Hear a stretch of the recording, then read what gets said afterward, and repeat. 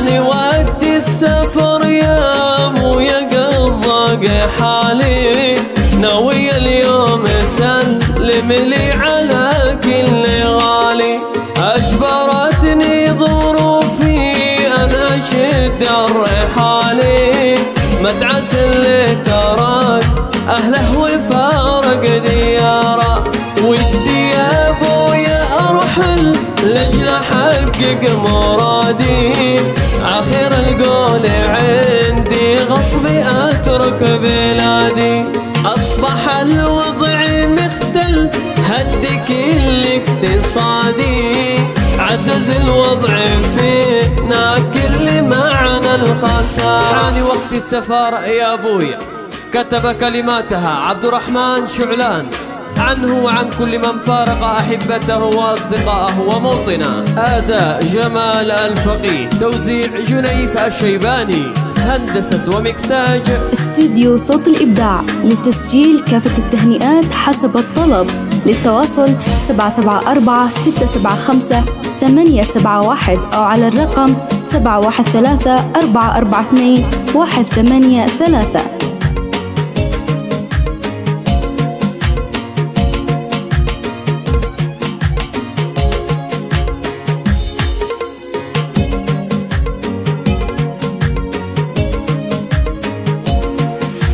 حاني وقت السفر يا ابويا قد ضاق حالي، ناوي اليوم اسلم لي على كل غالي. اجبرتني ظروفي انا اشد الرحالي، متعس اللي ترك اهله وفارق دياره. ودي يا ابويا ارحل لاجل احقق مرادي، اخر القول عندي غصبي اترك بلادي.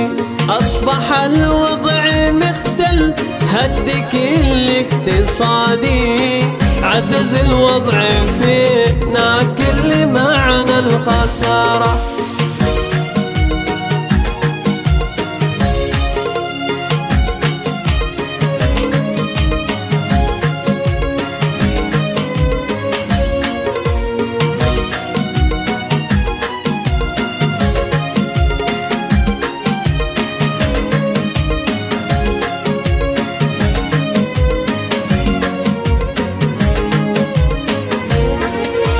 ناوي ارحل واسافر لاجلب الرزق اظفار، مضطر اترك بلادي مسقط الراس مضطر. اشير اليوم جوازي دامي والعزم اشار، لا تاخر جوازي يا رئيس السفارة. هكذا الوضع يتردى واوجاعه علن، يطفش القلب من حال الأحبة ويحزن. لأجل هذا فإن الوضع في الغربة هون، بين مر نختار ما هو أدنى مرارا.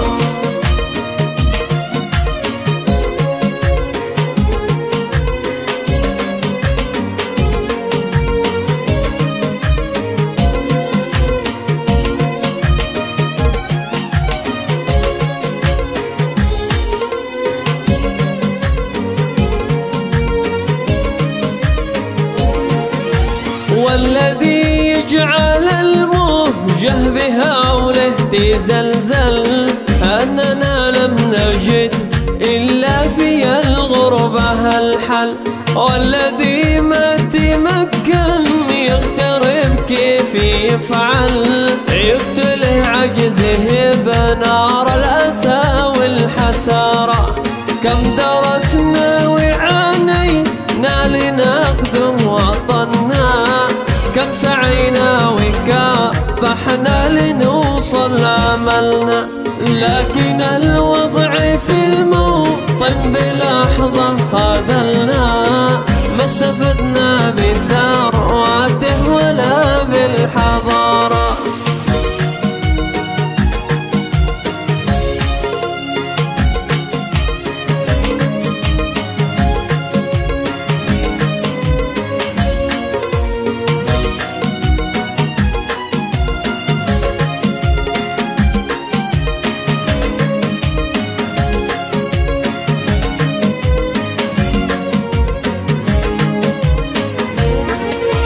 الطبيب والمهندس كل عامل ومنتج، والمحاسب والسبراني وكم من مبرمج، كل دكتور ومعلم ممثل ومخرج، الكوادر وأرباب العمل والتجارة كلهم غادروا قصرا ورا لقمة العيش، لأن وضع البلد مقفول بالبنج والشيش. ليش نضطر للغربة عن بلادنا؟ ليش لقمة العيش صارت للمواطن ضمان؟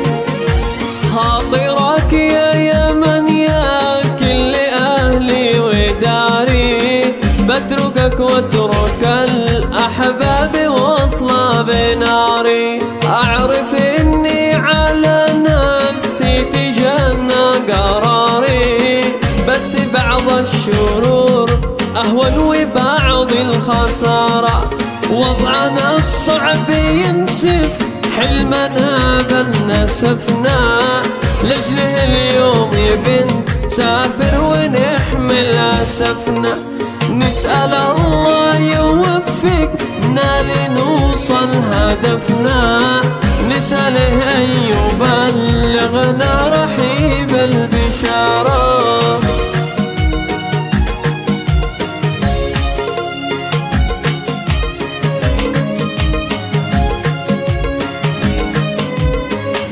استديو صوت الإبداع لتسجيل كافة التهنئات حسب الطلب.